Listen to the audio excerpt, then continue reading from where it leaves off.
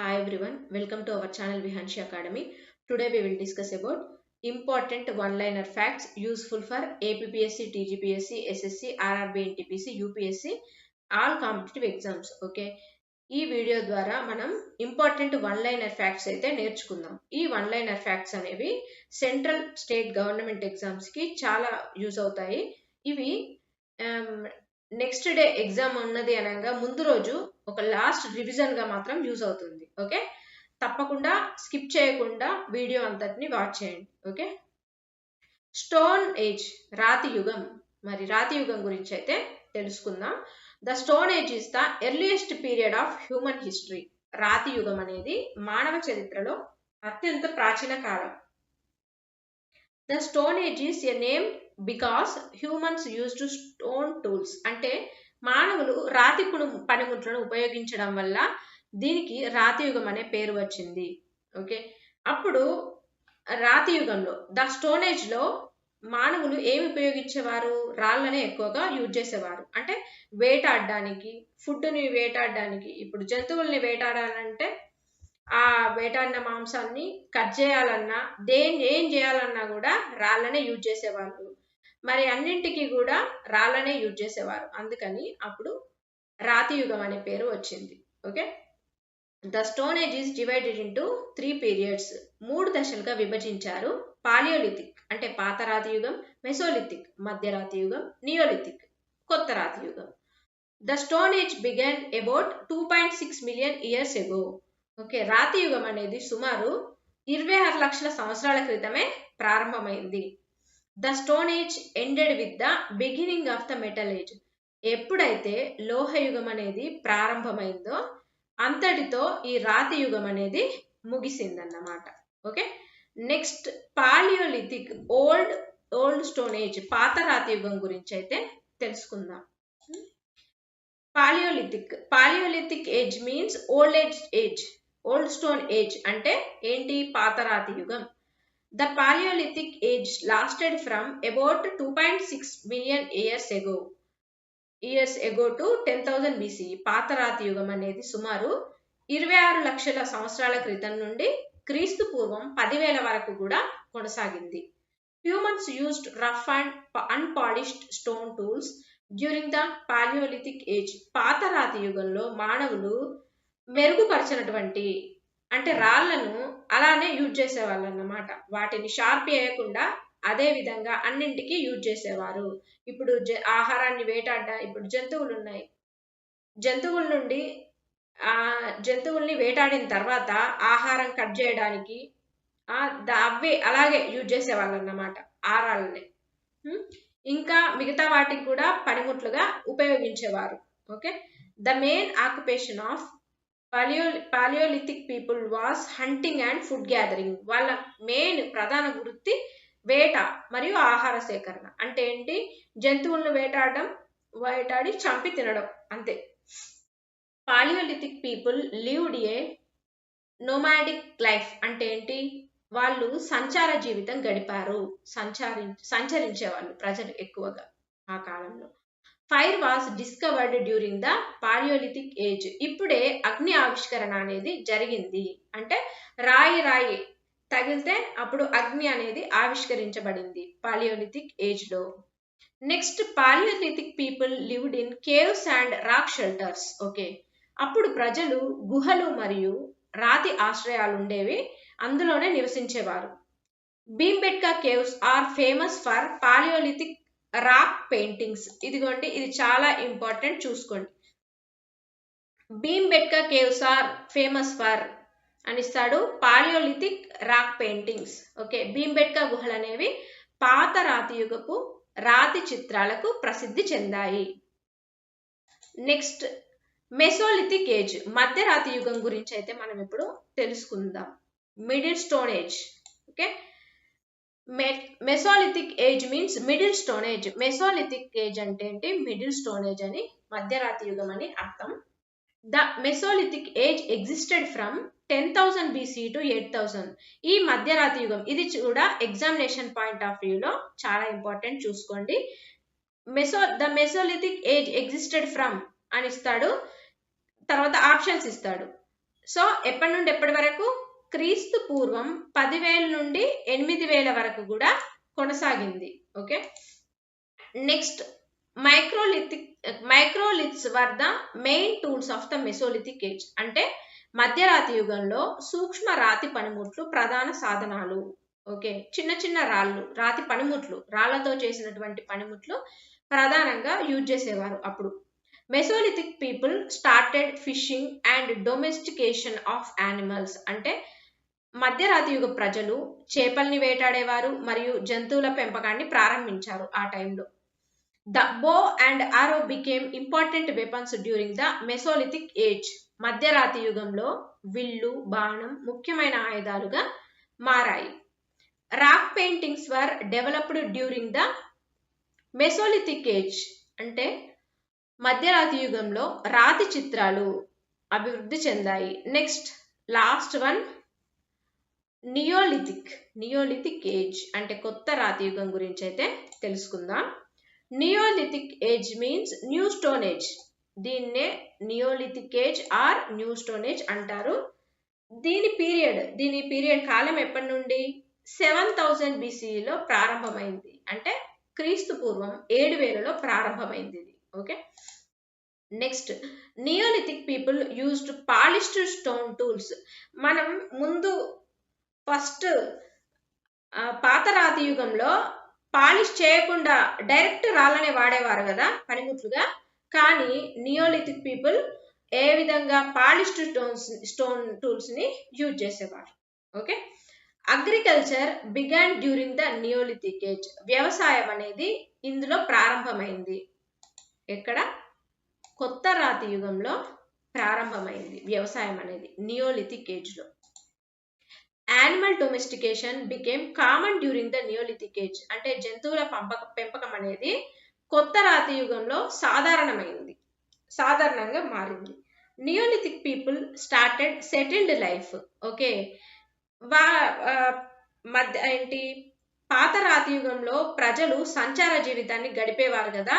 కొత్త రాతి యుగానికి వచ్చేసరికి స్థిర జీవితాన్ని గడపడం ప్రారంభించారు.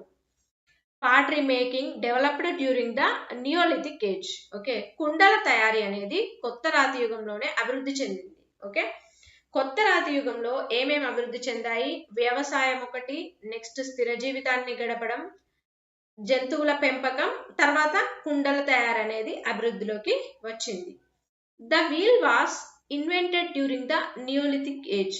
చక్రం అనేది కొత్త రాతి యుగంలోనే ఆవిష్కరించబడింది. చక్రం అనేది కూడా. Mehrgarh is one of the earliest neolithic sites in South Asia. దక్షిణాసియాలో మెహర్గఢ్ అనేది తొలి కొత్త రాతి యుగ ప్రదేశాలలో ఒకటి. ఇది కూడా ఎగ్జామినేషన్ పాయింట్ ఆఫ్ వ్యూలో ఇంపార్టెంట్, చూసుకోండి. Dash is one of the earliest neolithic sites in South Asia అని ఇస్తాడు, ఆప్షన్స్ ఇస్తాడు. ఏది? Mehrgarh. Okay, next Burzahom is an important neolithic site in Kashmir. Okay, కాశ్మీర్లోని బూర్జహోమ్ అనేది ముఖ్యమైన కొత్త రాతి యుగ ప్రదేశం. Next Chirand is an important neolithic site in Bihar. Okay, బీహార్లోని చిరాంద్ కూడా కొత్త రాతి యుగ ప్రదేశం. Next important prehistoric age facts. పూర్వ చారిత్ర యుగం యొక్క ముఖ్యాంశాలు అయితే తెలుసుకుందాం మనం. ఓకే, పూర్వ చారిత్ర యుగం యొక్క ముఖ్యాంశాలు ఏంటో చూద్దాం. The stone age belongs to prehistoric period. అంటే రాతి యుగం అనేది పూర్వ చారిత్రక కాలానికి చెందినది. Prehistoric people did not know writing. వారికి రైటింగ్ ఎలా రాయాలో తెలియదు, రాయడం తెలియదు, ప్రజలకు లిపి తెలియదు. Archaeology is the main source of information about the stone age. రాతి యుగం గురించి పురావస్తు శాస్త్రం ప్రధాన ఆధారం. పురావస్తు శాస్త్రం ద్వారా మనం ఈ రాతి యుగం గురించి, రాతి యుగం యొక్క ప్రజల గురించి, వారి జీవన విధానాల గురించి తెలుసుకున్నాం. Okay, stone tools provide important evidence about early humans. అంటే రాతి పనిముట్లు తొలి మానవుల గురించి ముఖ్యమైన ఆధారాలను అందిస్తాయి. The discovery of agriculture changed human life permanently. Okay, వ్యవసాయ ఆవిష్కరణ మానవ జీవితాన్ని శాశ్వతంగా మార్చింది. ఎందుకు మార్చిందంటే అంతకుముందు ప్రజలు జస్ట్ ఏంటి సంచరిస్తూ అడవుల్లో సంచరిస్తూ బయట సంచరిస్తూ ఏంటి జంతువులను వేటాడి వాటిని చంపి తినేవారు. కానీ వ్యవసాయం చేసినప్పటి నుండి ప్రజల్లో కొంత మార్పు అనేది సంభవించిందన్నమాట అప్పుడు. ఓకే, ఎగ్జామ్ బూస్టర్ ఏంటో చూద్దాం. మోస్ట్ ఇంపార్టెంట్ ఫ్యాక్ట్స్ ఎగ్జామినేషన్ లో ఏ విధంగా ఎగ్జామినేషన్ పాయింట్ ఆఫ్ వ్యూలో అంటే ఓల్డ్ ఏజ్ స్టోన్ ఏంటి? పాలియోలిథిక్ అంటే పాతరాతి యుగం. Middle stone age Mesolithic. New stone కొత్త రాతి యుగం. నియోలిథిక్. ఫస్ట్ మెటల్ యూస్డ్ దేన్ని మొదట వాడింది ఏంటంటే కాపర్ను. మొదటి లోహం కాపర్, రాగిని వాడేవారు వాళ్ళు. ఫైర్ డిస్కవరీ అనేది పాత రాతి యుగంలోనే జరిగింది.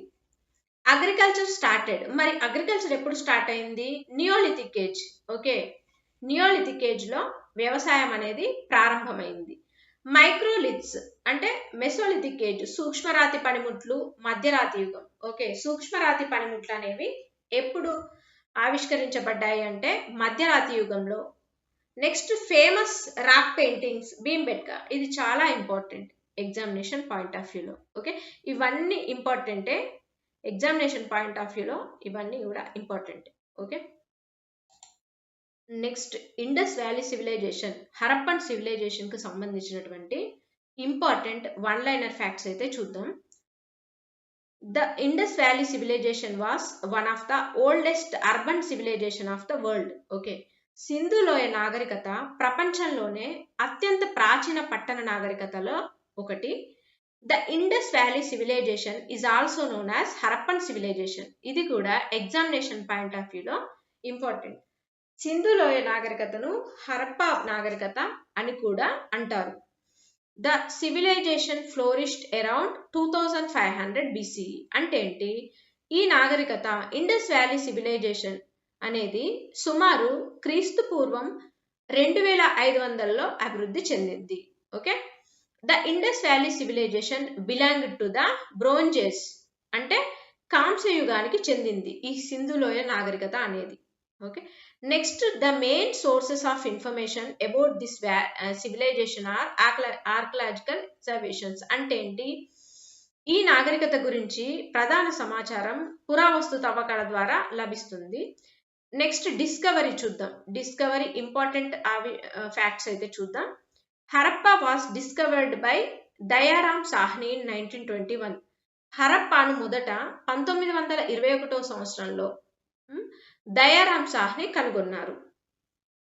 Mohenjo-daro was discovered by R D Banerjee in 1922. Okay, మొహెంజోదారోను ఎప్పుడు 1922వ సంవత్సరంలో ఆర్డి బెనర్జీ కనుగొన్నారు. Next John Marshall announced the discovery of the Indus valley civilization in 1924. అంటే ఏంటి? 1924లో జాన్ మార్షల్ సింధు లోయ నాగరికతను ఆవిష్కరణను ప్రకటించారు. The civilisation was spread mainly along the Indus river and its tributaries. ఈ నాగరికత సింధు లోయ నాగరికత అనేది ప్రధానంగా సింధు నది మరియు వాటి ఉపనదుల వంట విస్తరించింది. ముఖ్యమైన ప్రదేశాలు. Harappa was located on the bank of the river రావి. హరప్పా రవి నది ఒడ్డున ఉంది. Mohenjo-daro was located on the bank of Sindhu river. Mohenjo-daro Sindhu నది ఒడ్డున ఉంది. హరప్పానేమో రావి నది ఒడ్డున ఉంది. మొహెంజోదారో అయితే సింధు నది ఒడ్డున ఉంది.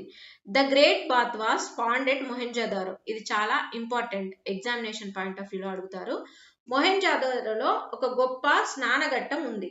ఇది గ్రేట్ బాత్ అనేది కనుగొనబడింది. Okay, next the great granary was found at Harappa. హరప్పాలో గొప్ప ధాన్యాగారం కనుగొనబడింది.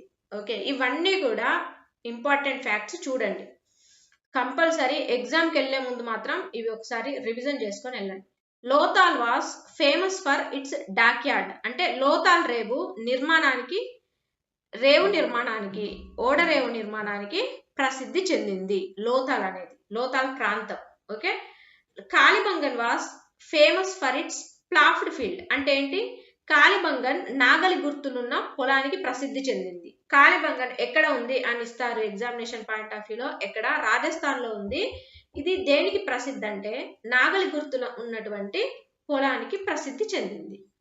Next, Dholavira was known for its advanced water management system. Dholavira అనేది అధునాతనమైనటువంటి నీటి నిర్వహణ వ్యవస్థకు ప్రసిద్ధి చెందింది. Rakhigarhi is one of the largest Harappan site in India. భారతదేశంలోనే రాఖీగడి అనేది అతిపెద్ద హరప్ప ప్రదేశాలలో ఒకటి.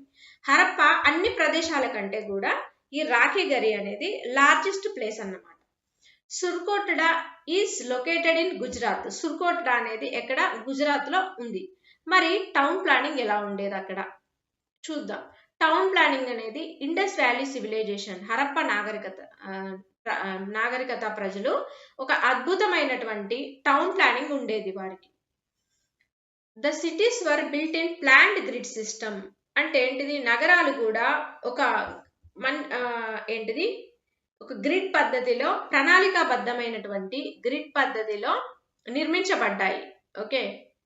The drainage system of Harappan cities was highly advanced. Harappa నగరాల మురుగునీటి వ్యవస్థ అనేది చాలా అభివృద్ధి చెందింది, అత్యంత అభివృద్ధి చెందింది ఆ కాలంలోనే. Okay. Houses were built mainly with baked bricks అంటే కాల్చిన ఇటుకలనే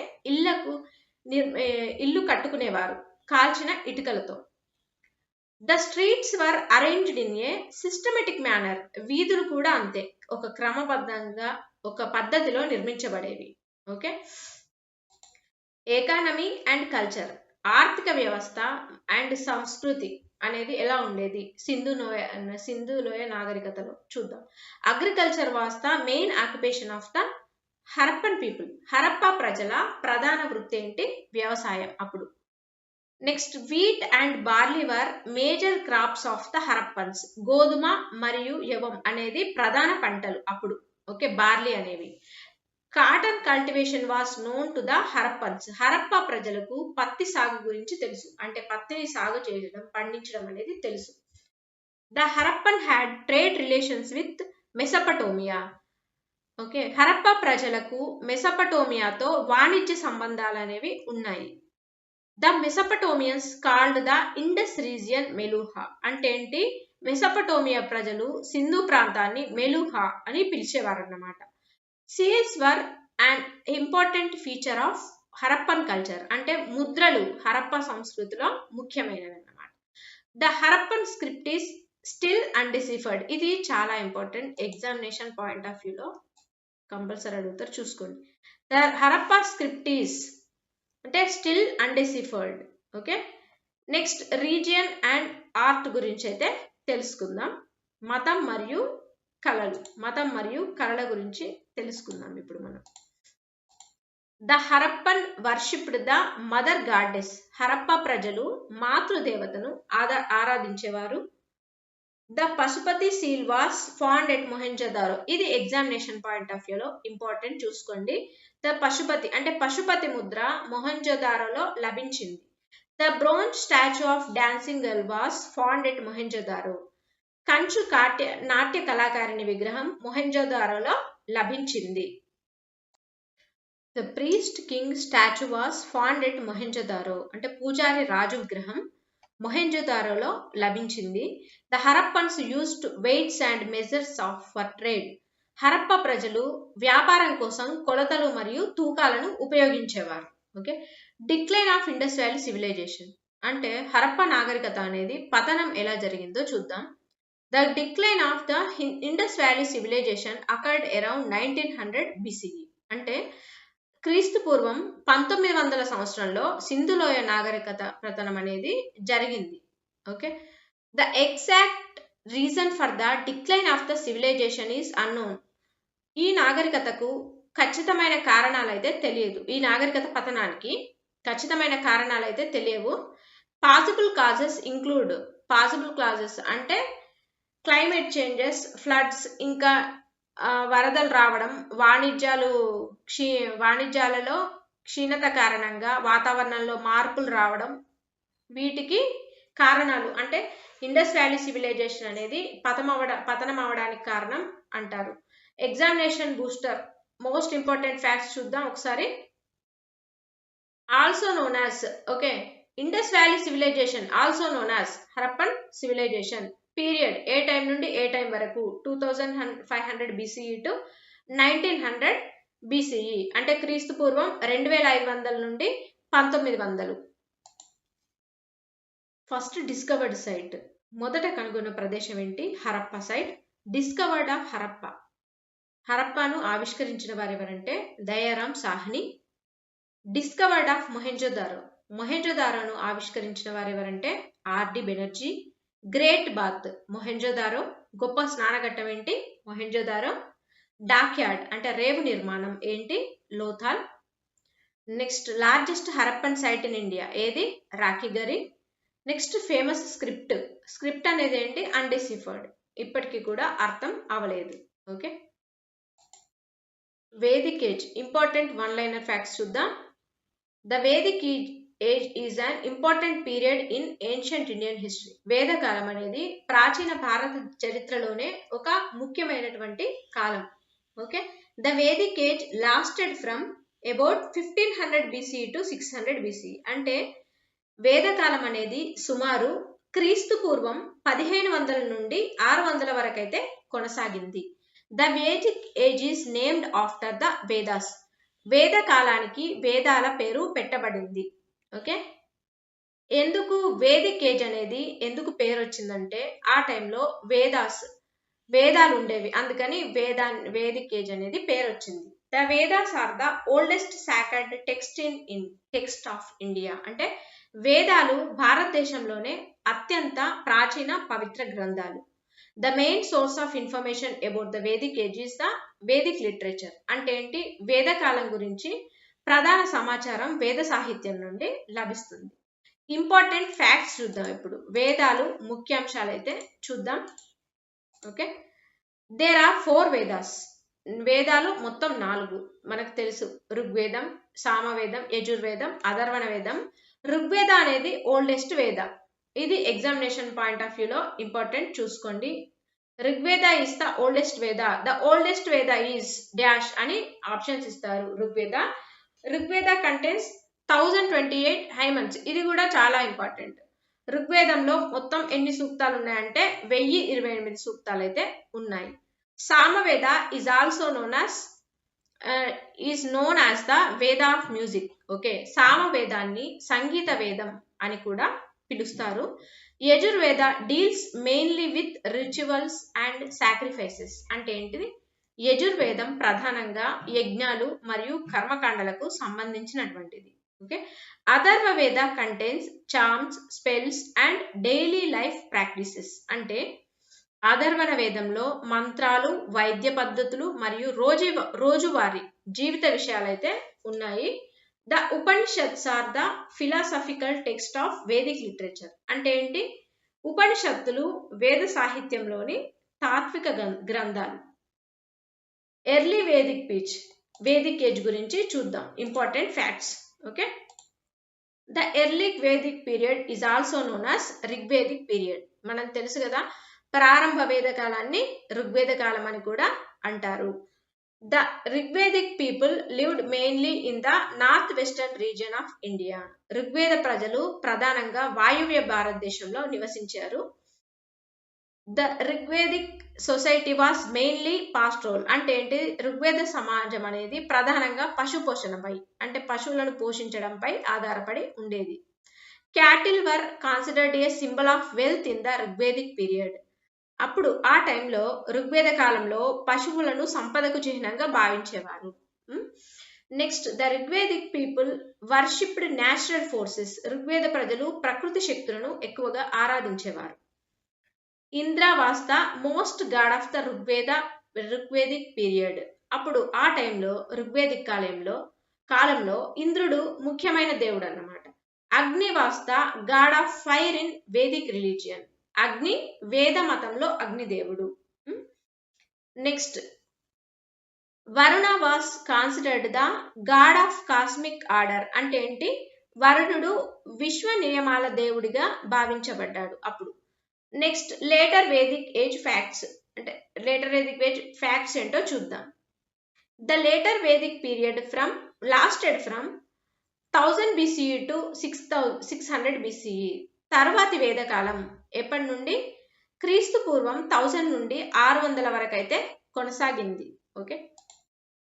agriculture became more important during the later Vedic period, అంటే తర్వాతి వేదకాలంలో వ్యవసాయం అనేది ప్రాధాన్యత పొందింది. Iron was widely used during the later Vedic period, తర్వాతి వేదకాలంలో ఇనుమును విస్తృతంగా ఉపయోగించేవారు, అంటే ఇనుమును ఎక్కువగా ఉపయోగించేవారు అన్నమాట.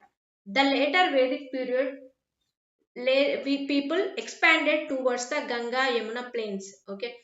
తర్వాతి వేద ప్రజలు గంగా యమున మైదానాలకు విస్తరించారు. The political units developed from jana to janapada, రాజకీయ వ్యవస్థ అనేది జన నుండి జనపదంగా అభివృద్ధి చెందింది. The king was called rajan during the Vedic period, వేద కాలంలో రాజును అప్పుడు రాజన్ అని పిలిచేవారు. Sabha and Samiti were important assemblies of the Vedic period, Sabha మరియు సమితి అనేది వేద కాలంలోని ముఖ్యమైన సంస్థలు. ద వర్ణ system became stronger during the later Vedic period. Okay, ఈ వేద కాలంలో వర్ణ వ్యవస్థ అనేది బలపడింది లేటర్ వేదిక్ పీరియడ్ లో. ద 4 ఆశ్రమ systems developed during the later Vedic period, 4 ఆశ్రమ వ్యవస్థ తర్వాతి వేదకాలంలో అభివృద్ధి చెందాయి. ద కాన్సెప్ట్ ఆఫ్ కర్మ and rebirth developed in the later Vedic period, కర్మ మరియు పునర్జన్మ భావనలు అనేవి తర్వాతి వేదకాలంలో అభివృద్ధి చెందాయి. వేదిక్ లిటరేచర్ ఇంపార్టెంట్ ఫ్యాక్ట్స్ చూద్దాం. Brahmanas explain the rituals and sacrifices, బ్రాహ్మణ గ్రంథాలు యజ్ఞాలు మరియు కర్మకాండాలను వివరిస్తాయి.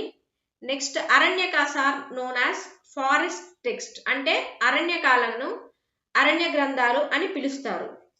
Next Upanishads are called Vedanta, అంటే ఉపనిషత్తులను వేదాంతం అని పిలుస్తారు. The Gayatri Mantra is found in Rigveda, అంటే గాయత్రి మంత్రం అనేది ఋగ్వేదంలో ఉంది. ఓకే, ఇది ఇంపార్టెంట్ ఎగ్జామినేషన్ పాయింట్ ఆఫ్ వ్యూలో. Next the Purusha Sukta explains the origin of the 4 వర్ణాస్, పురుష సూక్తం అనేది 4 వర్ణాల ఉద్భవాన్ని వివరిస్తుంది. నెక్స్ట్ ఎగ్జామ్ బూస్టర్ గురించి తెలుసుకుందాం. Most important facts. ఓల్డెస్ట్ వేద ఋగ్వేద, అత్యంత ప్రాచీన వేదం ఏంటి? ఋగ్వేదం. నెక్స్ట్ వేద ఆఫ్ మ్యూజిక్ సామవేద, అంటే సంగీత వేదం ఏంటి? సామవేదం. వేద ఆఫ్ రిచువల్స్ యజుర్వేద, అంటే ఏంటిది? కర్మకాండలకు సంబంధించినటువంటి వేదం ఏది? యజుర్వేదం. వేద ఆఫ్ మ్యాజిక్ అండ్ మెడిసిన్, మంత్రాలు మరియు వైద్యం వేదం దేనికి సంబంధించినవి? అధర్వణ వేదం గురించి. పీరియడ్ ఏ కాలం నుండి ఏ కాలం వరకు? వేదిక్ ఏజ్ అనేది 1500 టు 600 BCE వరకు. ఓకే, మెయిన్ సోర్స్ ఏంటి అక్కడ? Vedic literature. ప్రధాన ఆధారం ఏంటి? వేద సాహిత్యం. ఇంపార్టెంట్ అసెంబ్లీస్ ఏంటి? సభ మరియు సమితి. మోస్ట్ ఇంపార్టెంట్ ఋగ్వేదిక్ దేవుడు ఎవరు? ఇంద్రుడు. ఓకే, జైనిజం అండ్ బుద్ధిజం గురించి అయితే తెలుసుకుందాం. Important 1-liner facts. జైనిజం, జైన మతం గురించి చూద్దాం. Important facts. Jainism is one of the oldest religions of India. జైన మతం అనేది భారతదేశంలోనే అత్యంత ప్రాచీన మతాలలో ఒకటి, జైన మతం. Next the founder of Jainism is Rishabhanatha. Okay, Adinatha అని కూడా పిలుస్తారు. ఇది ఇంపార్టెంట్ ఎగ్జామినేషన్ పాయింట్ ఆఫ్ వ్యూలో అడుగుతారు, చూసుకోండి. The founder of Jainism is considered to be Rishabhadeva or Adinatha, అంటే జైన మత స్థాపకుడిగా ఋషభదేవుడు ఆదినాథుడు పరిగణించబడతాడు. Jainism has 24 tirthankaras. జైన మతంలో మొత్తం ఎన్ని తీర్థంకరులు ఉన్నాయంటే 24 తీర్థంకరులు అయితే ఉన్నారు. Rishabhadeva was the first tirthankara of Jainism. జైనిజంలో మొదటి వారెవరు? మొదటి తీర్థంకరుడు ఋషభదేవుడు లేదా ఆదినాథుడు. Mahavira was the 24th and last tirthankara of Jainism. మహావీరుడు జైన మతంలోని 24వ తీర్థంకరుడు మరియు చివరి తీర్థంకరుడు. ఇది కూడా ఎగ్జామినేషన్ పాయింట్ ఆఫ్ వ్యూలో important. Next Mahavira was born at Kundagrama near Vaishali. మహావీరుడు వైశాలి సమీపంలోని కుండ గ్రామంలో జన్మించాడు. Mahavira was born in 599 BCE. మహావీరుడు క్రీస్తు పూర్వం 599లో జన్మించాడు. Mahavira belong to the Jnatrika clan, అంటే మహావీరుడు జ్ఞాత్రిక వంశానికి చెందినటువంటి వాడు. మహావీరాస్ చైల్డ్హుడ్ నేమ్ వాస్ వర్ధమాన. ఈయన బాల్యనామం ఏంటి? వర్ధమాన మహావీరుడు. ఇది కూడా ఎగ్జామినేషన్ పాయింట్ ఆఫ్ వ్యూలో చాలా ఇంపార్టెంట్. మహావీర అటైన్డ్ కేవల జ్ఞాన ఎట్ ద ఏజ్ ఆఫ్ 42. అంటే మహావీరుడు 42 సంవత్సరాల వయస్సులో కేవల జ్ఞానాన్ని పొందినవాడు. అంటే సంపూర్ణ జ్ఞానం అని కూడా అర్థం వస్తుంది కేవల జ్ఞానం అంటే. Mahavira attained nirvana at Pavapuri in 527 BCE. మహావీరుడు క్రీస్తు పూర్వం 527లో పావపురిలో నిర్వాణం పొందాడు, అంటే చనిపోయాడు, మరణించాడు.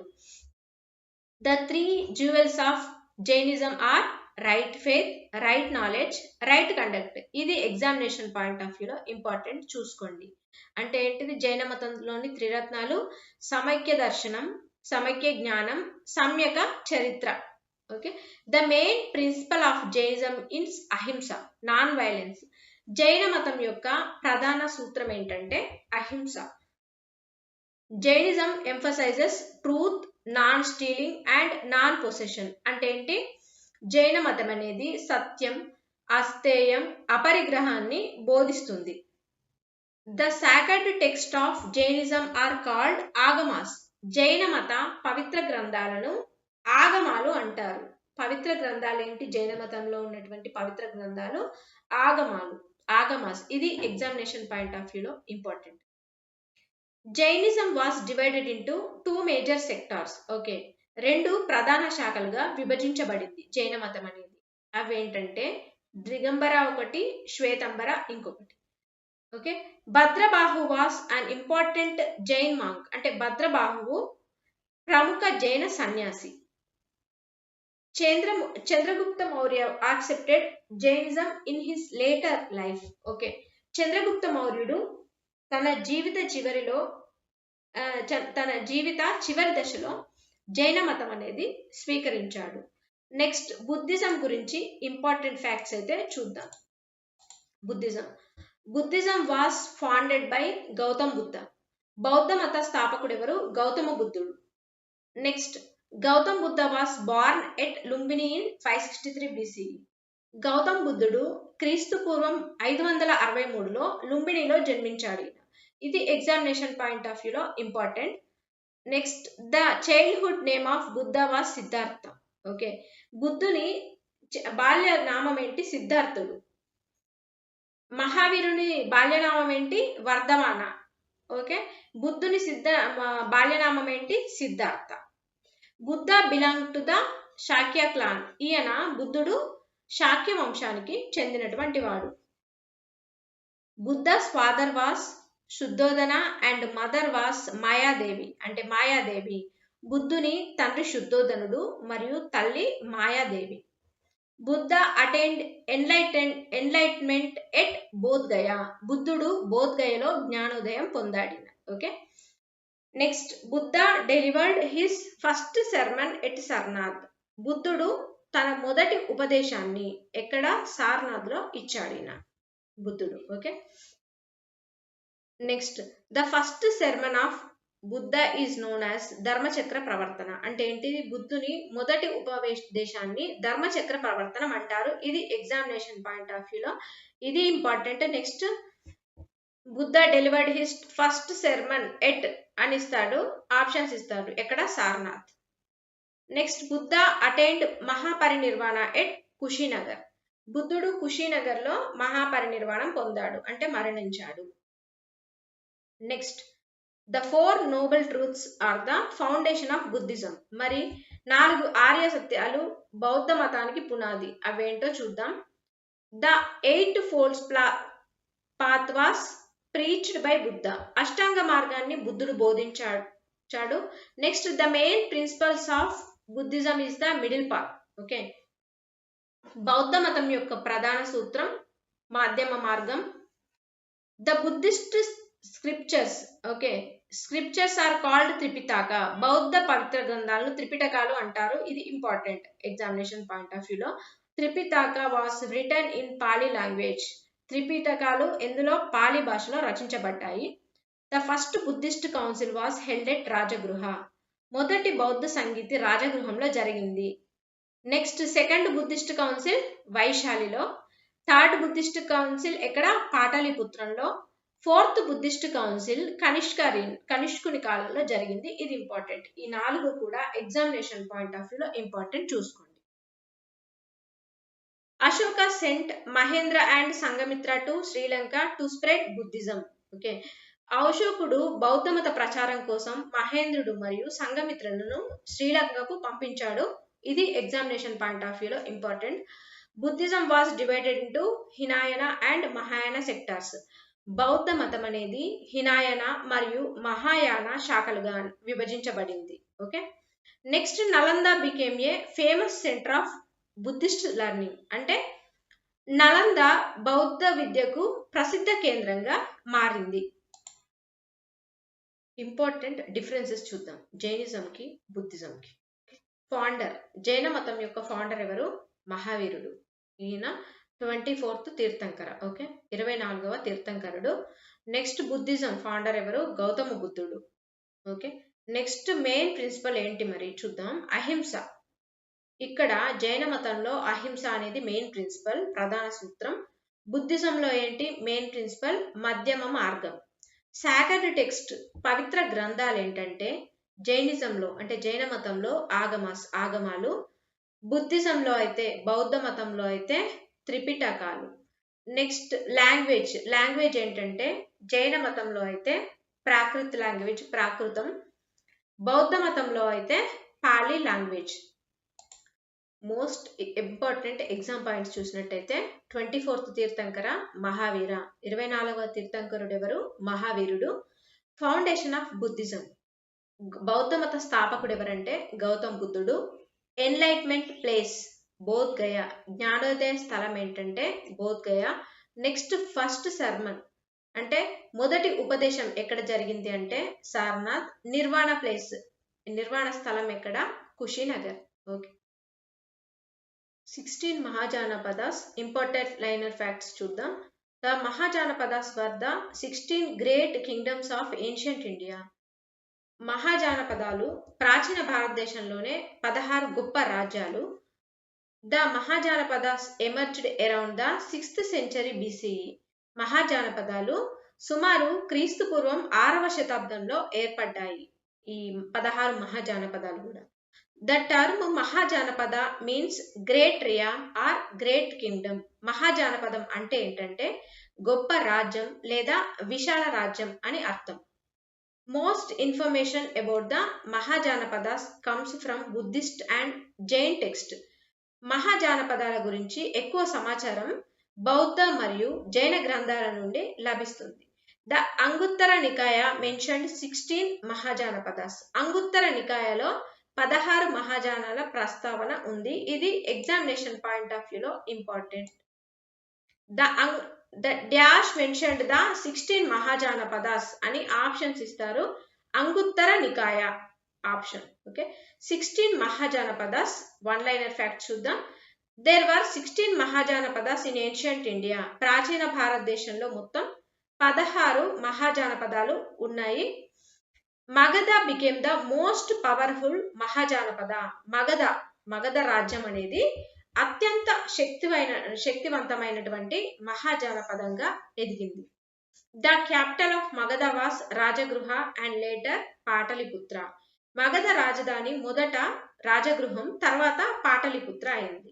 The capital of Kosala was Shravasti. Okay, Kosala రాజధాని ఏంటి? Shravasti. Ayodhya was an important city of Kosala. Ayodhya అనేది కోసలంలోని ఒక ముఖ్య నగరం కోసల రాజ్యంలో. The capital of Vatsa was Kaushambi. Okay, Vatsa రాజధాని ఏంటంటే Kaushambi. The capital of Avanti was Ujjayini. Okay, Avanti రాజధాని ఏంటి? Ujjayini. The capital of Kashi was Varanasi. Kashi రాజధాని ఏంటి? Varanasi. The capital of Anga was చెంప.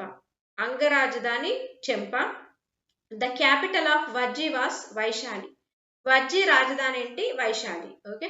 The Licchavi were the most powerful clan of the Vajji Confederacy. అంటే వజ్జి సమాఖ్యలో లిచ్చవులు అత్యంత శక్తివంతమైనటువంటి వంశం. మల్లార్ హ్యాడ్ 2 క్యాపిటల్స్, కుషినగర్ ఇంకా Pava. Next Gautam Buddha attained Mahaparinirvana at Kushinagar. Okay, Gautam బుద్ధుడు కుషినగర్ లో మహాపరినిర్వాణం పొందాడు. The capital of Chedi was, ఇక్కడే కదా కుషినగర్ లోనే కదా గౌతమ్ బుద్ధుడు మహాపరినిర్వాణం మరణించారు. The capital of Chedi was Shuktimati. Okay, Chedi రాజధాని ఏంటి? Shuktimati. The capital of Kuru was Indraprastha. Kuru రాజధాని Indraprastham.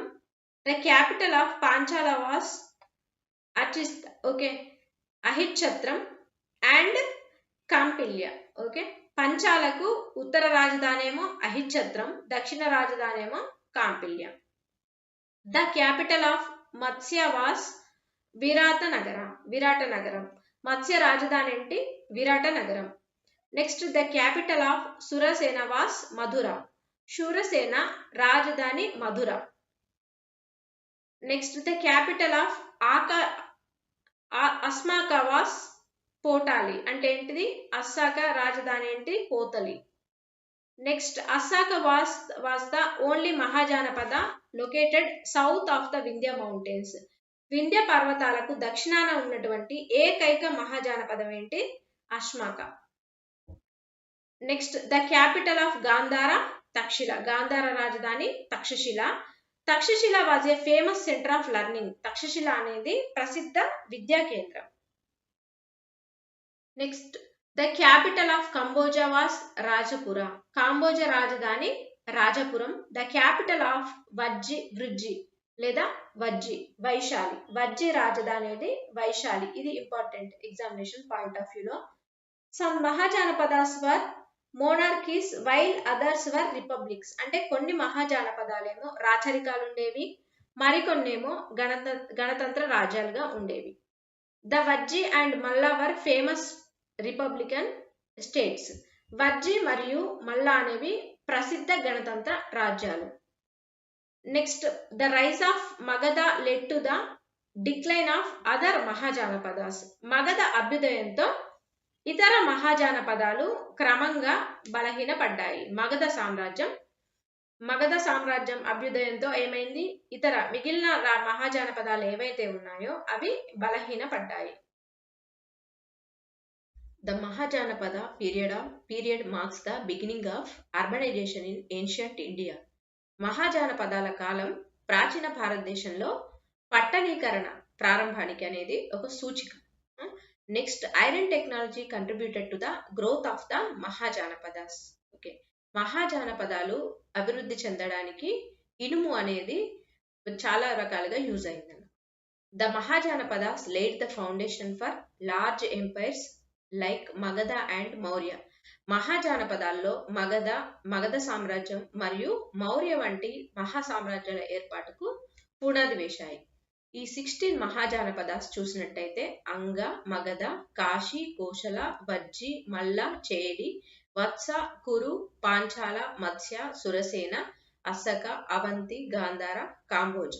Okay, examination point of most important facts చూద్దాం. Exam booster.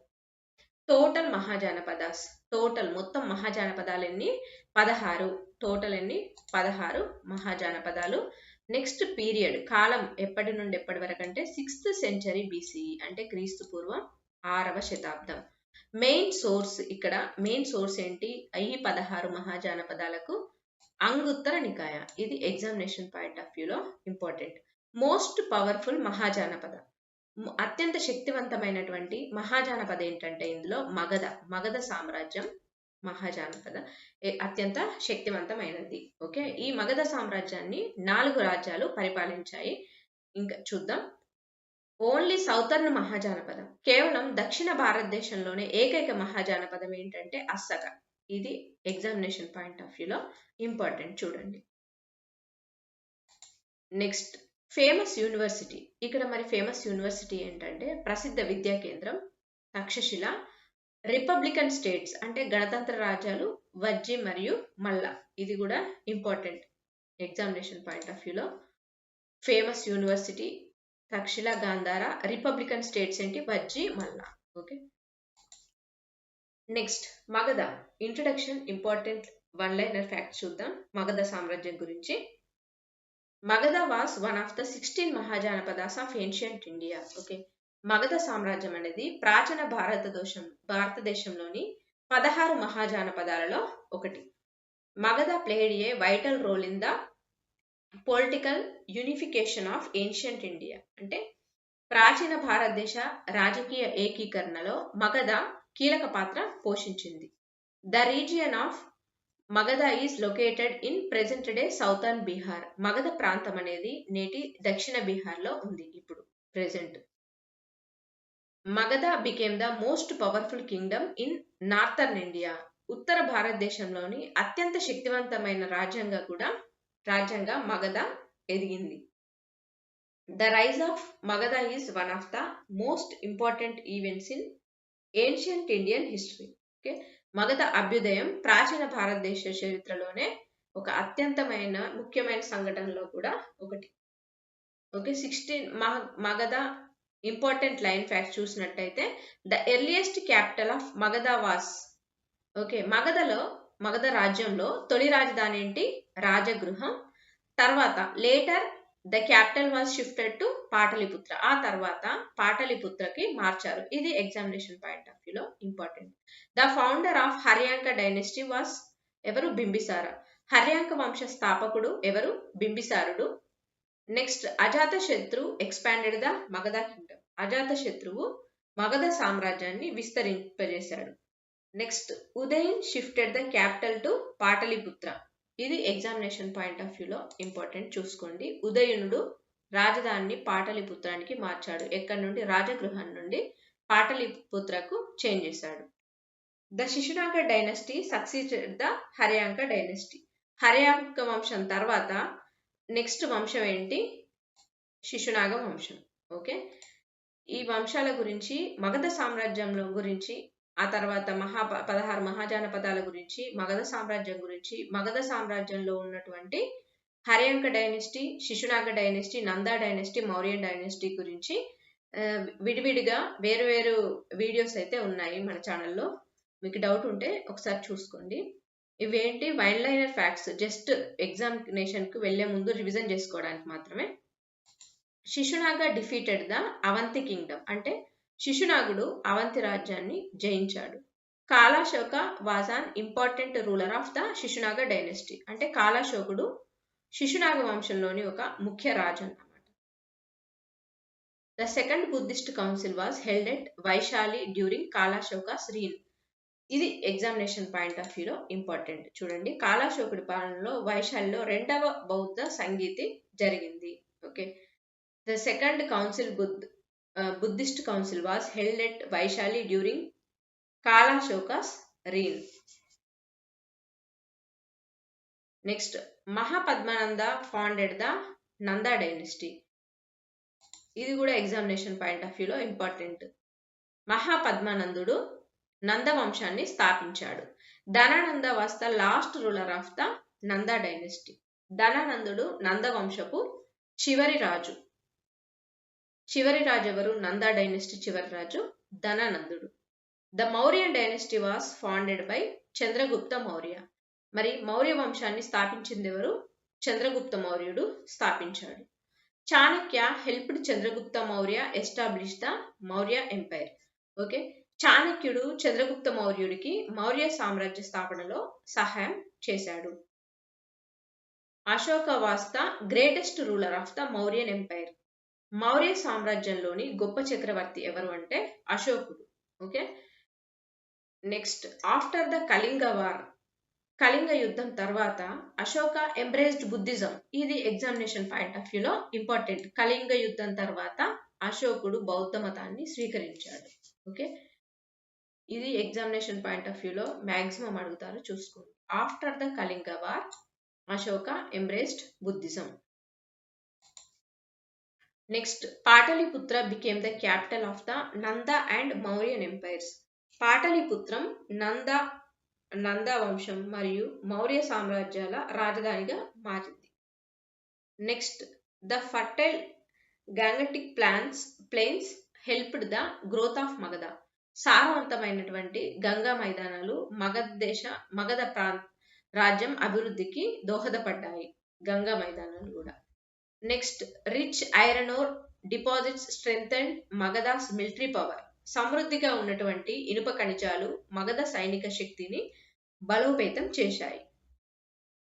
Next, elephants from Magadha were widely used in warfare. అప్పుడు మగధలో ఏనుగులు ఎక్కువగా యుద్ధాలలో విస్తృతంగా ఉపయోగించేవారు. Next, the rivers Ganga, Son and Champa supported Magadha's prosperity. అంటే గంగా, సోన్, చంపా నదులు మగధ అభివృద్ధికి తోడ్పడ్డాయి. Next, Magadha became the centre of trade and commerce. Magadha సామ్రాజ్యం వాణిజ్య మరియు వ్యాపార కేంద్రంగా అభివృద్ధి చెందింది. Both Buddhism and Jainism flourished in Magadha. మగధలో బౌద్ధ మతం మరియు జైన మతం రెండూ కూడా అభివృద్ధి చెందాయి. అప్పుడు Gautam Buddha spent much of his life in Magadha. Gautam బుద్ధుడు తన జీవితంలో ఎక్కువ కాలం ఎక్కడ జీవించాడంటే మగధ ప్రాంతంలోనే గడిపాడు. Mahavira also visited Magadha frequently. మహావీరుడు కూడా అంతే, మగధను తరచుగా సందర్శిస్తూ ఉండేవాడు. Magadha became the foundation of the first pan Indian umpire.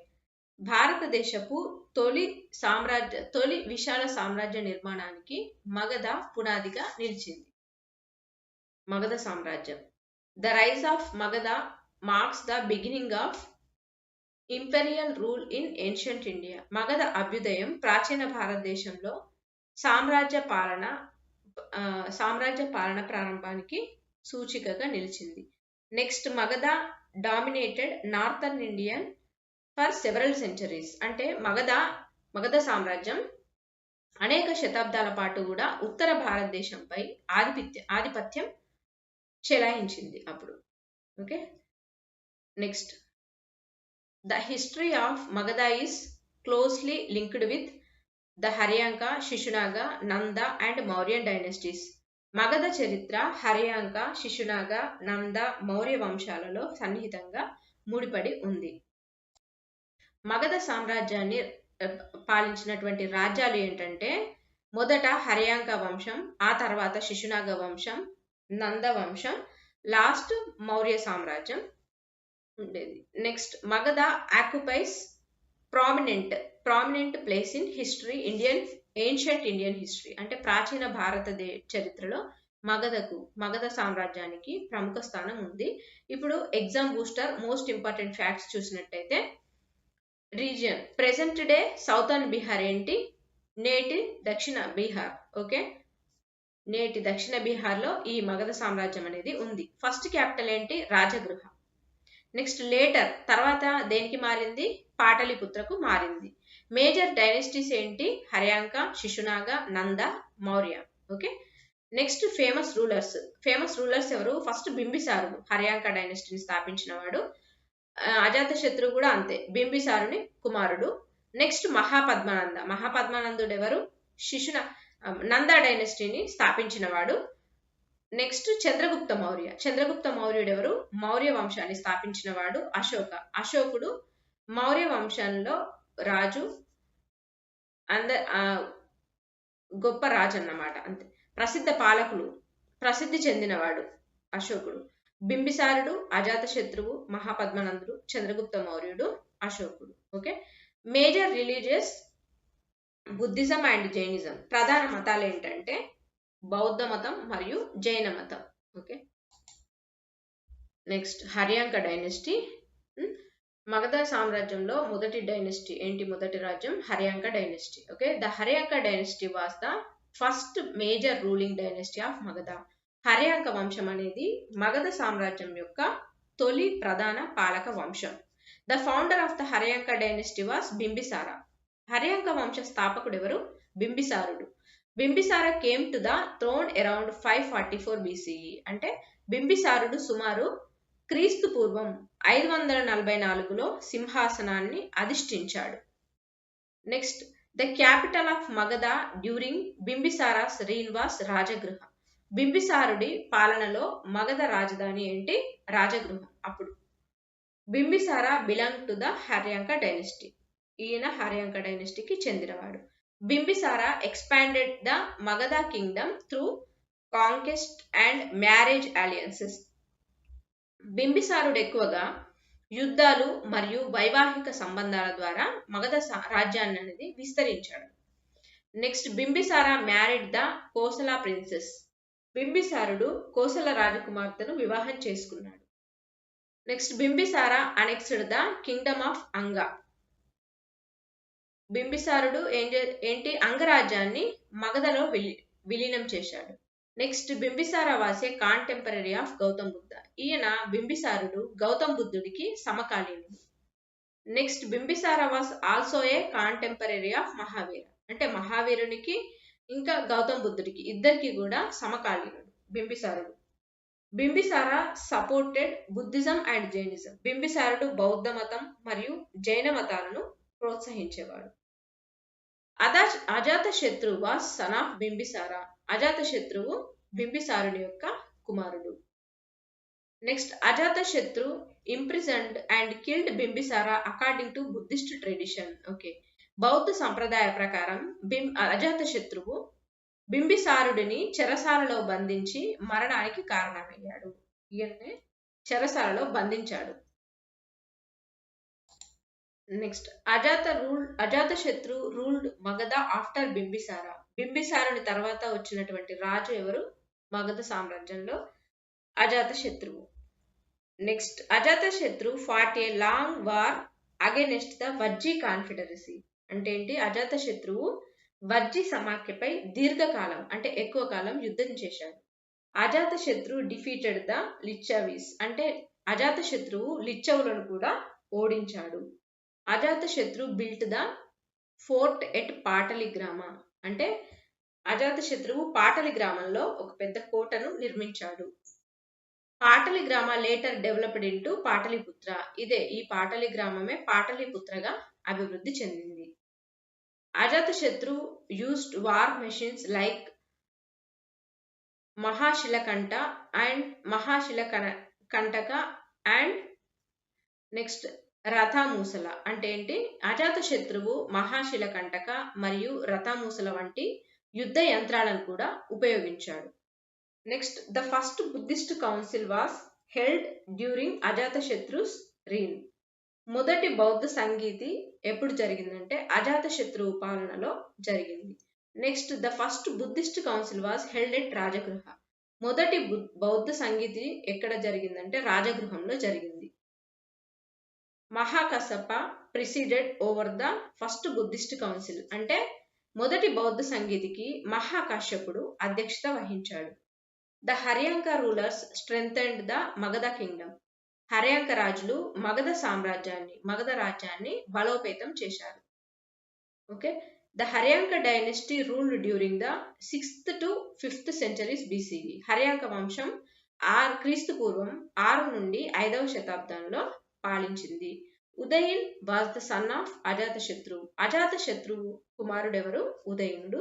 Next, Udayan shifted the capital from Rajagriha to Pataliputra. ఇది ఎగ్జామినేషన్ పాయింట్ ఆఫ్ వ్యూలో ఇంపార్టెంట్, చూసుకోండి.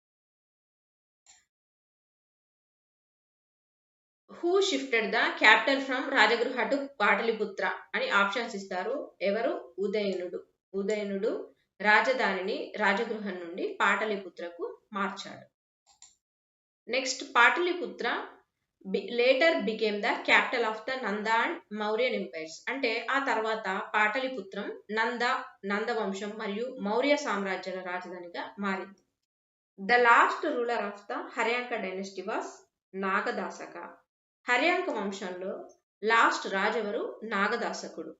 నాగదాసక was over throne by Shishunaga. ఎవరు? నాగదాసకుడిని శిశునాగుడు పదవీచ్యుతుడిని చేశాడు. అంటే ఓడించి శిశునాగ డైనెస్టీని స్థాపించాడు. అది The Haryanka dynasty was succeeded by the Shishunaga dynasty. Haryanka వంశం తర్వాత వచ్చిన అధికారంలోకి వచ్చినటువంటి వంశం ఏదంటే Shishunaga dynasty. Exam booster most important facts చూసినట్టయితే ఫౌండర్ ఎవరు? హర్యాంక డైనెస్టీ ఫౌండర్ ఎవరు? బింబిసారుడు. క్యాపిటల్ ఏంటి? రాజగృహ. ఆ తర్వాత రాజధాని దేనికి మారింది? ఉదయనుడు దేనికి మార్చాడు? Rajagriha to Pataliputra. Famous rulers ఎవరు ఇందులో? బింబిసార, అజాతశత్రువు. ఓకే, నెక్స్ట్ ఇంపార్టెంట్ ఈవెంట్స్ ఏంటంటే first Buddhist council at Rajagriha. Okay, ముఖ్య సంఘటన ఏంటి? రాజగృహంలోని మొదటి బౌద్ధ సంగీతి. లాస్ట్ రూలర్ ఎవరు? నాగదాసకుడు. సక్సెసర్ డైనెస్టీ, ఆ తర్వాత వచ్చినటువంటి డైనెస్టీ ఏంటి? శిశునాగ డైనెస్టీ. తర్వాత వంశం Shishunaga dynasty. Shishunaga dynasty important one liner facts చూసినట్టయితే the Shishunaga dynasty succeeded the Haryanka dynasty. అంటే హర్యాంక వంశం తర్వాత ఏంటి? ఏ వంశం అధికారంలోకి వచ్చిందంటే శిశునాగ వంశం అధికారంలోకి వచ్చింది. The Shishunaga dynasty ruled the kingdom of Magadha. Shishunaga వంశం మగధ రాజ్యాన్ని పాలించింది, మగధ సామ్రాజ్యాన్ని పాలించింది. The founder of the Shishunaga dynasty was Shishunaga. Shishunaga వంశ స్థాపకుడు ఎవరు? శిశునాగుడు. Shishunaga became king around 413 BCE. అంటే శిశునాగుడు సుమారు క్రీస్తు పూర్వం 413లో రాజయ్యాడు. Next Shishunaga was originally the governor of Varanasi. శిశునాగుడు మొదట వారణాసికి గవర్నర్ గా ఉండేవాడు. The first capital of the Shishunaga dynasty was రాజగృహం. ఓకే, శిశునాగ వంశపు మొదటి రాజధాని ఏంటి? Rajagiri, Rajagriha. Later the capital was shifted to Pataliputra. ఆ తర్వాత పాటలిపుత్రకి మార్చారు. Shishunaga defeated the Avanti kingdom. శిశునాగుడు అవంతి రాజ్యాన్ని జయించాడు. The conquest of Avanti united northern India under Magadha. Avanti విజయం తర్వాత మగధ ఉత్తర భారతదేశంలో ఆధిపత్యాన్ని బలపరిచింది, అవంతిలో విజయం సాధించి. Okay, the Shishunaga rulers expanded the Magadha empire. Okay, Shishunaga రాజులు మగధ సామ్రాజ్యాన్ని విస్తరింపజేశారు. Kalashoka was the son of Shishunaga. శిశునాగుడి యొక్క కుమారుడు ఎవరంటే ఎవరు? కాలాశోకుడు. Kalashoka is also known as Kakavarna. ఈయనకు మరొక పేరు ఏంటంటే కాలాశోకుడిని కాకవర్ణ అని కూడా పిలుస్తారు. ఇది ఎగ్జామినేషన్ పాయింట్ ఆఫ్ వ్యూలో ఇంపార్టెంట్, చూసుకోండి. Kalashoka shifted the capital permanently to Pataliputra. కాలాశోకుడు రాజధానిని శాశ్వతంగా పాటలిపుత్రానికి మార్చాడు. The second Buddhist council was held during the reign of Kalashoka. ఇది ఎగ్జామినేషన్ పాయింట్ ఆఫ్ వ్యూలో ఇంపార్టెంట్. రెండవ బౌద్ధ సంగీతి కాలాశోకుడి పాలనలో జరిగింది. The second Buddhist council was held at Varanasi. ఎక్కడ? వైశాలిలో. ఓకే, వారణాసి కాదు, వైశాలి. రెండవ బౌద్ధ సంగీతి ఎక్కడ జరిగింది? వైశాలిలో కాలాశోకుడి పాలనలో జరిగింది. The second Buddhist Council took place about 100 years after the Buddha's Mahaparinirvana. అంటే బుద్ధుని మహాపరినిర్వాణం తర్వాత సుమారు 100 సంవత్సరాలకు రెండవ బౌద్ధ సంగీతి జరిగింది. The Shishunaga rulers supported Buddhism. Shishunaga రాజులు బౌద్ధ మతాన్ని ఎక్కువగా ప్రోత్సహించేవారు. The dynasty maintained a strong central administration. ఈ వంశం బలమైన కేంద్రీకృత పరిపాలనను కొనసాగించింది. The Shishunaga period strengthened the Magadha kingdom. Shishunaga కాలంలో మగధ రాజ్యం మరింత బలపడింది. ఆ టైంలో శిశునాగ కాలంలో. The Shishunaga dynasty ruled during the 5th to 4th centuries BCE. అంటే శిశునాగ వంశం క్రీస్తు పూర్వం 5 మరియు 4వ శతాబ్దాల మధ్యలో పాలించింది. Okay, the dynasty helped establish Magadha as the dominant power in northern India. ఈ డైనెస్టీ అంటే శిశునాగ డైనెస్టీ అనేది ఉత్తర భారతదేశంలో మగధను ప్రధాన శక్తిగా నిలబెట్టడంలో కీలక పాత్ర పోషించింది. The last ruler of the Shishunaga dynasty was నందివర్ధనుడు. ఓకే, శిశునాగ వంశపు చివరి రాజు ఎవరు? నందివర్ధనుడు. The Shishunaga dynasty was succeeded by the Nanda dynasty. Shishunaga వంశం తర్వాత అధికారంలోకి వచ్చినటువంటి వంశం ఏది? నందవంశం. Next Mahapadmananda founded the Nanda dynasty. మహాపద్మానందుడు నందవంశాన్ని స్థాపించాడు. మహాపద్మానందుడు, ఇది ఎగ్జామినేషన్ పాయింట్ ఆఫ్ వ్యూలో ఇంపార్టెంట్. నంద డైనస్టీ ఫౌండర్ ఎవరు? నంద డైనస్టీ ఫౌండెడ్ బై అని ఆప్షన్స్ ఇస్తారు. ఎవరు? మహాపద్మానందుడు. The fall of the Shishunaga dynasty led to the rise of the Nandas. అంటే శిశునాగ వంశం పతనం నందవంశ ఉదయానికి దారితీసింది. అంటే నందవంశం స్థాపించడానికి దారితీసింది శిశునాగ వంశ పతనం అనేది. Magadha remained the political centre of northern India during the Shishunaga period. అంటే శిశునాగుల కాలంలో మగధ ఉత్తర భారతదేశ రాజకీయ కేంద్రంగా కొనసాగింది. Next, the annexation of Avanti ended a long rivalry between Magadha and Avanti. అంటే అవంతి విలీనంతో మగధ అవంతిల మధ్య దీర్ఘకాల ప్రత్యర్థిత్వానికి ముగింపు లభించింది. ఓకే, అవంతిని తీసుకొచ్చి మగధ సామ్రాజ్యంలో కలిపేసరికి వారికి వీరికి ఉన్నటువంటి విభేదాలు అనేవి తొలగిపోయాయి.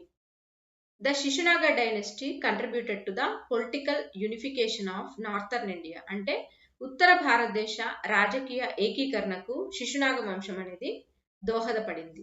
The Shishunaga rulers laid the ground work for the expansion under the Nandas. అంటే నందుల విస్తరణకు అవసరమైనటువంటి పునాదిని శిశునాగులు వేశారు. నందుల విస్తరణకు, నందవంశం ఏర్పడడానికి అవసరమైనటువంటి పునాదిని వేసింది ఎవరంటే శిశునాగులు. The Shishunaga dynasty occupies an important place in the history of ancient Magadha. ప్రాచీన మగధ సామ్రాజ్యంలోనే శిశునాగ వంశానికి ఒక ముఖ్యమైనటువంటి స్థానం ఉంది. ఇక్కడ చూసినట్టయితే ఇంపార్టెంట్ ఫ్యాక్ట్స్. ఫౌండర్ శిశునాగుడు. స్థాపకుడు ఎవరు? శిశునాగ వంశం. శిశునాగుడు. కింగ్డమ్ మగధ. ఎందులో ఒకటి అంటే మగధ సామ్రాజ్యంలో ఈ శిశునాగ వంశం అనేది ఒకటి. ఫస్ట్ క్యాపిటల్ రాజగృహ, ఆ తర్వాత క్యాపిటల్ పాటలిపుత్ర. ఫేమస్ రూలర్ ఎవరు? కాకవర్ణ, కాలాశోకుడు ఫేమస్ రూలర్ ఇక్కడ. నెక్స్ట్ ఇంపార్టెంట్ ఈవెంట్స్ ఏంటి? Second Buddhist council at Vaishali. ముఖ్యమైన సంఘటన ఏంటి? వైశాలిలో రెండవ బౌద్ధ సంగీతి జరగడం. నెక్స్ట్ డైనస్టీ చూద్దాం ఇప్పుడు.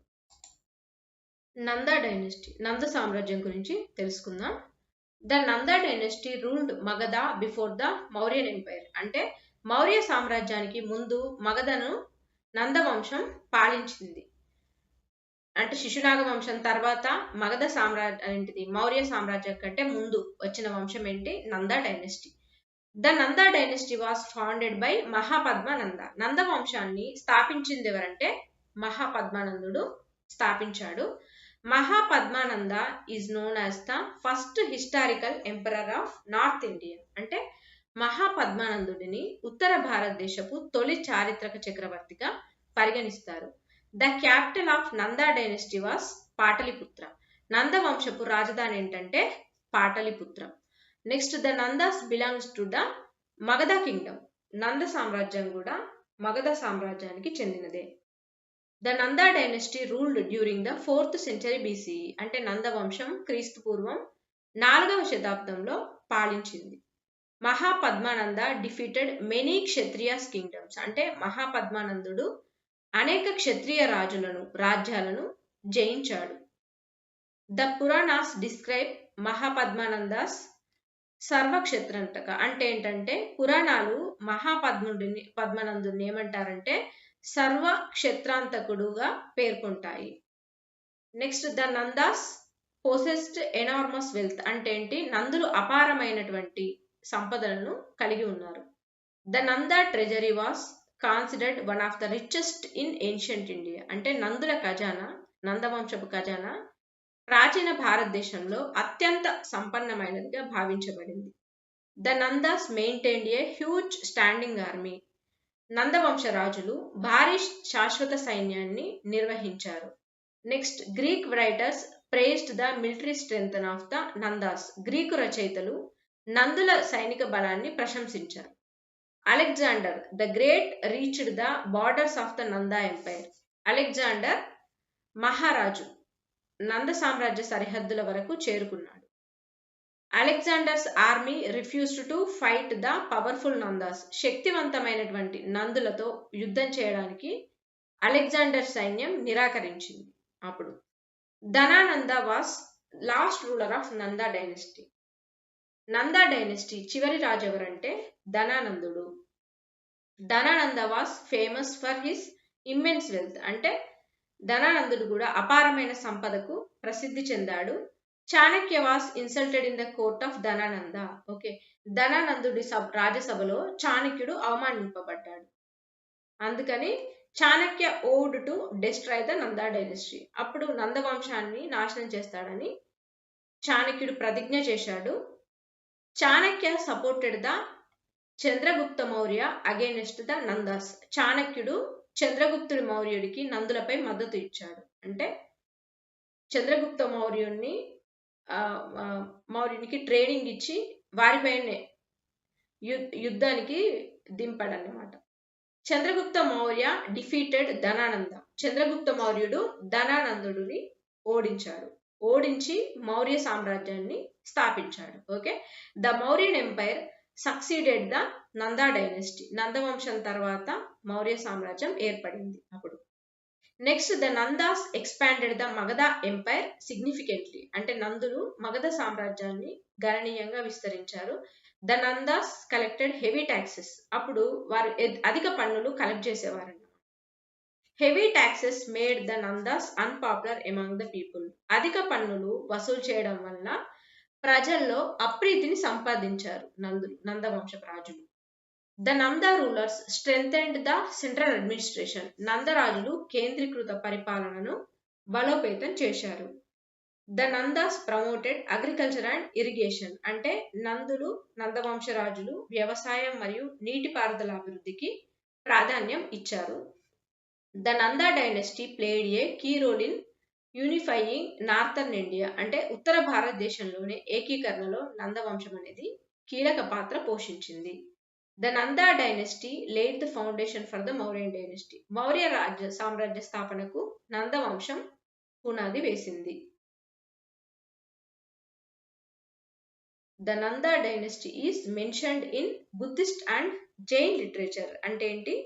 నందవంశం గురించి బౌద్ధ మరియు జైన సాహిత్యంలో ప్రస్తావన అనేది ఉంది. The fall of the Nanda dynasty marked the rise of the Mauryan empire. అంటే నందవంశం పతనం తర్వాత వచ్చినటువంటి మౌర్య సామ్రాజ్యం ఉదయానికి దారితీసింది. అంటే నందవంశం పతనం అయిన తర్వాత నెక్స్ట్ వంశం ఏంటంటే మౌర్య సామ్రాజ్యం. ఎగ్జామినేషన్ బూస్టర్ చూద్దాం. Most important factors. ఫౌండర్ ఎవరు? నందవంశం founder Mahapadmananda. Capital Pataliputra. Last ruler Dhanananda. Successor dynasty అంటే ఏంటి? తదుపరి వచ్చినటువంటి వంశం ఏది? మౌర్య వంశం. Adviser who overthrown the Nandas అంటే ఎవరు? చాణక్య. నందులను పడగొట్టినటువంటి వ్యూహకర్త ఎవరు? చాణక్యుడు. Founder of Mauryan empire after defeating the Nandas అంటే ఎవరు? చంద్రగుప్త మౌర్యుడు. నందులను ఓడించి మౌర్య సామ్రాజ్యాన్ని స్థాపించిన వాడు ఎవరంటే చంద్రగుప్త మౌర్యుడు. ఓకే, నెక్స్ట్ మౌర్యన్ ఎంపైర్ గురించి అయితే చూద్దాం. ఇంపార్టెంట్ వన్ లైనర్ ఫ్యాక్ట్స్ చూసినట్టయితే the Mauryan empire was founded by Chandragupta Maurya in 322 BCE. Maurya సామ్రాజ్యాన్ని క్రీస్తు పూర్వం 322లో చంద్రగుప్త మౌర్యుడు స్థాపించాడు. Chanakya was the chief adviser of Chandragupta Maurya. చాణక్యుడు చంద్రగుప్త మౌర్యుని యొక్క ప్రధాన సలహాదారుడు. Okay, next Chanakya is also known as Kautilya and Vishnugupta. ఇది ఎగ్జామినేషన్ పాయింట్ ఆఫ్ వ్యూలో ఇంపార్టెంట్. చూడండి, చాణక్యుడిని కౌటిల్యుడు మరియు విష్ణుగుప్తుడు అని కూడా పిలుస్తారు. Next the capital of the Mauryan empire was Pataliputram. Maurya సామ్రాజ్యం యొక్క క్యాపిటల్ రాజధాని అనేది Pataliputram. Megasthenes visited the court of Chandragupta Maurya. ఇది కూడా ఎగ్జామినేషన్ పాయింట్ ఆఫ్ వ్యూలో ఇంపార్టెంట్. చూసుకోండి, మెగస్తనీస్ చంద్రగుప్త మౌర్యుని రాజ్యసభను సందర్శించాడు. Next Megasthenes wrote the Indica book Indica. ఇది కూడా ఎగ్జామినేషన్ పాయింట్ ఆఫ్ వ్యూలో ఇంపార్టెంట్. మెగస్తనీస్ ఏ గ్రంథాన్ని రచించాడు అని ఆప్షన్స్ ఇస్తారు. ఏది? Indica. Next Bindusara was the son of Chandragupta Maurya. Chandragupta మౌర్యుడి యొక్క కుమారుడెవరు? బిందుసారుడు. ఇక్కడ చూడండి, బిందుసార చంద్రగుప్త మౌర్య సన్ అని ఆప్షన్స్ ఇస్తారు. బిందుసార, బింబిసార అని ఇంకో 2 ఆప్షన్స్ ఇస్తారు. ఇక్కడ కన్ఫ్యూజ్ అవ్వద్దు. బింబిసారుడేమో మొదటి రాజు మగధ సామ్రాజ్యంలో, హర్యాంక వంశాన్ని స్థాపించినవాడు. బిందుసారుడెవరు? చంద్రగుప్త మౌర్యుని యొక్క కుమారుడు. Okay. Next Bindusara was also known as Amitraghata. ఇది కూడా చాలా ఇంపార్టెంట్. ఓకే, బిందుసారుడిని అమిత్రఘాతుడు అని కూడా పిలిచేవారు. ఎగ్జామినేషన్ పాయింట్ ఆఫ్ వ్యూలో Bindusara was also known as Amitraghata. Next Ashoka was the son of Bindusara. అశోకుడు బిందుసారుని కుమారుడు. Ashoka became emperor in 268 BCE. అశోకుడు క్రీస్తు పూర్వం ఎప్పుడు 268లో చక్రవర్తి అయ్యాడు. The Kalinga war was fought in 261 BCE. అంటే కళింగ యుద్ధం క్రీస్తు పూర్వం 261లో జరిగింది. After the Kalinga war Ashoka embraced Buddhism. ఇది కూడా ఎగ్జామినేషన్ పాయింట్ ఆఫ్ వ్యూలో ఇంపార్టెంట్, చూసుకోండి. After the Kalinga war Ashoka embraced Buddhism. Kalinga యుద్ధం తర్వాత అశోకుడు బౌద్ధ మతాన్ని స్వీకరించాడు. Ashoka spread the message of dhamma. ఇది కూడా ఎగ్జామినేషన్ పాయింట్ ఆఫ్ వ్యూలో ఇంపార్టెంట్. అశోకుడు ధమ్మ సందేశాన్ని ప్రచారం చేశాడు. Ashoka's inscriptions are written in Brahmi and Kharosthi scripts. ఇది కూడా చాలా ఇంపార్టెంట్ ఎగ్జామినేషన్ పాయింట్ ఆఫ్ వ్యూలో. అశోకుని శాసనాలు ఏంటి? బ్రహ్మి మరియు ఖరోష్టి లిపుల్లో ఉంటాయి. The lion capital of Sarnath in India's national emblem. ఇది కూడా సారనాథ్ సింహస్తంభం భారతదేశ జాతీయ చిహ్నం. ద అశోక చక్ర హ్యాస్ 24 స్పోక్స్. అంటే అశోక చక్రంలో 24 ఆకులు ఉంటాయి. The Ashoka chakra appears on the Indian national flag. Okay, Ashoka చక్రం అనేది మన భారత జాతీయ జెండాపై ఉంటుంది మధ్యలో. Ashoka sent Mahendra and Sanghamitra to Sri Lanka. ఇది కూడా ఎగ్జామినేషన్ పాయింట్ ఆఫ్ వ్యూలో important. Ashoka sent to Mahendra and Sanghamitra to అని 4 ఆప్షన్స్ ఇస్తారు. ఎక్కడికి? శ్రీలంకకు పంపించాడు. The Arthashastra was written by Kautilya. అర్థశాస్త్రాన్ని రాసింది ఎవరు? కౌటిల్యుడు. ఇది ఎగ్జామినేషన్ పాయింట్ ఆఫ్ వ్యూలో ఇంపార్టెంట్, చూసుకోండి. The Mauryan administration was highly centralised. అంటే మౌర్య పరిపాలన అత్యంత కేంద్రీకృతంగా ఉండేది. The Mauryan empire was the first large empire in Indian history. భారతదేశ చరిత్రలోనే మొదటి విశాల సామ్రాజ్యం ఏంటంటే మౌర్య సామ్రాజ్యం. The Mauryan empire extended from Afghanistan to Karnataka. Afghanistan నుండి కర్ణాటక కూడా విస్తరింపజేశారు మౌర్య సామ్రాజ్యం అనేది. Ashoka's major rock edicts are 14 in number. Okay, ఇది కూడా ఎగ్జామినేషన్ పాయింట్ ఆఫ్ వ్యూలో ఇంపార్టెంట్. అశోకుని ప్రధాన శిలాశాసనాలు మొత్తం ఎన్ని? 14 ఉన్నాయి. Next the minor rock addicts mention Ashoka's person faith in Buddhism. ఇది కూడా చిన్న శిలాశాసనాల్లో అశోకుని బౌద్ధ విశ్వాసం అనేది ప్రస్తావించబడుతుంది. Next the last Mauryan ruler ఎవరు? చివరి మౌర్య రాజు బృహద్రథుడు.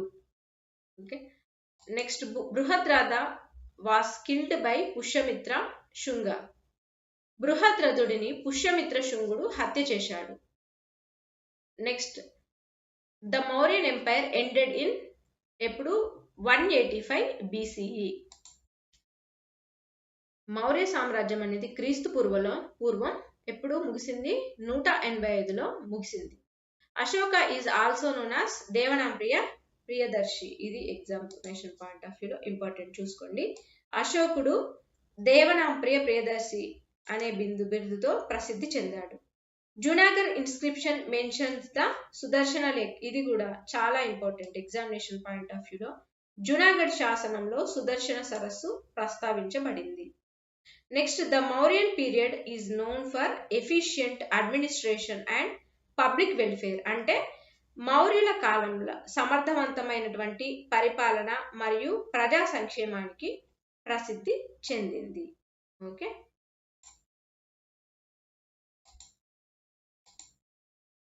మనం ఈ వీడియో ద్వారా ఇంపార్టెంట్ 1 లైనర్ ఫ్యాక్ట్స్ అయితే తెలుసుకున్నాం.